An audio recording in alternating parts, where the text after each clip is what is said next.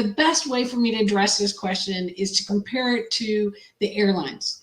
The airlines, like hotels, have perishable inventory that's volume inventory, but with a limit on the total inventory. So let's pretend that you want to go on a nice trip and you decide you don't want to pay for baggage fees. You'd like to have a couple of cocktails on the plane. You'd like some more space at your feet, and you want to check in early. So you're probably going to pay for a first class ticket. Even though you're paying a little more, you're getting something for that. So you book it 6 months in advance because you want to make sure that you've got exactly the seat that you want, on the flight that you want, on the day with it that you want. And then you get on the plane and you find out that some guy's in the back of the plane right in front of the restroom, and he had to pay to check his luggage. He has a seat that's half the size of yours. He probably doesn't even have an option to buy alcohol on planes anymore. And he paid half of what you did. Would you go to the airline and say, I want a refund because he paid less than I did? Of course not, because you're buying two different things. And the same is true in the hotel business. The flip side would be the same. You get on your first class flight and you find out that the guy next to you who bought his ticket the day before because it was a last minute business trip paid more than you. If the airline came to you and said, well, this guy paid more than you, now you have to pay more for your ticket because yours is a first class ticket too, you'd say you're crazy. But that's what these lowest rate clauses are doing in the hotel business. These things started back during the 2008 recession when people were scared about what rates were going to be, and they started building in these clauses. And they're still asking for them today. And they make zero sense. The fact that your event that you've booked years in advance to have on specific dates with specific terms, you get 1 per 40 comps, which used to be 1 per 50. You get free meeting space. You get $100,000 worth of concessions. You get all these other things. And then you think that your rate should be reduced to match the rate of whatever the lowest rate in the house is that somebody gets at the last minute that doesn't get any of those things that you get. So you may think, well, that's great. I want to do that. That's good for me as a group. But the point is that hotels aren't going to be interested in doing this. Hotels have to have real business on the book. Hotels need to know the rate for this event is going to be $300, not $300 or whatever the lowest rate we sell the last room in the house for. And so those are the kinds of things I was talking about earlier, that customers are still coming to groups in this market and saying, I want these clauses that we used to have years ago when the economy was terrible and things were difficult. And hotels in this compressed market are going to say, I'm not interested in doing that. Not only that, these clauses, in my opinion, create problems with the enforceability of your contract, because one of the key points of a contract is you have to have an agreed room block and an agreed price. And if you have these lowest rate clauses, you don't have an agreed price. And if the hotel decides that they've got a better piece of business and they're going to cancel your contract, and you want to go to a judge and say, enforce this contract, the judge is going to say, I can't. I have no idea what you were supposed to pay, and therefore there's no contract. So this is the kind of clause that I'm still seeing all the time, virtually every day. And when hotels push back, customers are saying, well, we expect this, we've been getting it. And this is the kind of thing that in this market is just really not going to fly, because hotels are learning we're giving customers something for that rate that they're paying, and we shouldn't have to give them the lowest rate in the house that doesn't get all the other things. So Barbara, I know you're going to want to jump in and comment here. What do you think?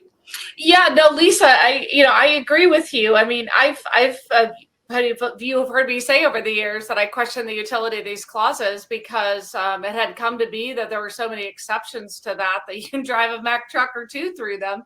And so the likelihood of enforceability was always called into question. That said, among the comments that I'm seeing in the chat, and I hear from clients frequently, is it isn't so much of the offering of the rates. It's the fact that if folks do come in the hotel at different rates, those are going to get credited toward things like room attrition, earned concessions, and the rest. And I think that continues to be a negotiating point. And I certainly think that's something that groups will continue to push. And we could certainly talk about that separately. In terms of this integrity concept, from the group's perspective, the reason among these things, among others, that these clauses were important is that the group didn't want to look bad to its members. I'll use association example. Association, like you're a bad negotiator. You got this crazy high rate. I just picked up the phone and called the hotel and I got X, right? So that was among the things. Of course, now we know, fast forward, it isn't always the hotel offering the lower rates online. It can be a zillion wholesalers nowadays. So the fact of the matter is the way people book rooms has expanded in exchange. And as a result, the demand and pricing changes. But again, on the group side, getting credit is important.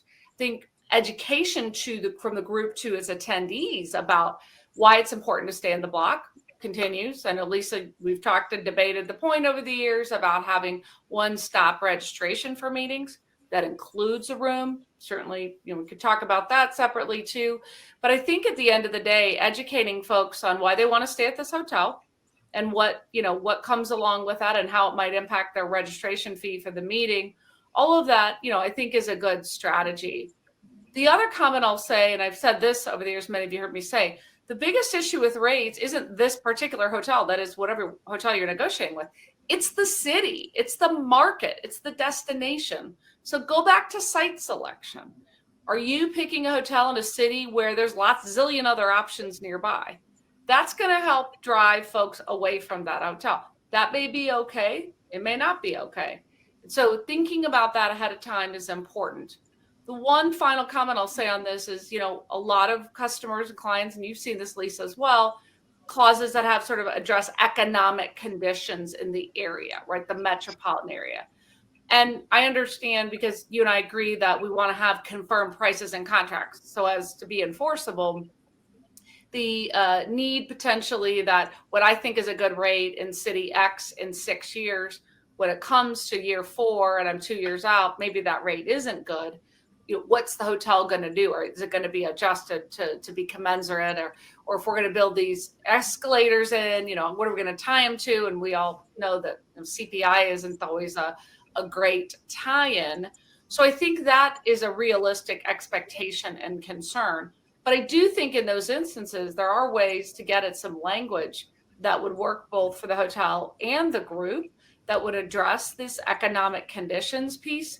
But I know, Lisa, and you said it over the years too, you'll agree to these charges only if the rates go up. The hotel can charge more. Right.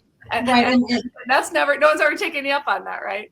Right. And I would add to that Barbara's right. I see these clauses about, if the economy changes, you're going to adjust our rate down. And I always say, okay, but if prevailing rates are higher, and, in today's market, transient rates are often higher than the group rates that were negotiated years ago. I've never had a customer say, yes, we'll pay higher rates if the economy improves. So why would the hotel agree that we're going to reduce your rates if the economy goes down? Now, having said that, as my friend Barbara always says, if you want something, you have to give something.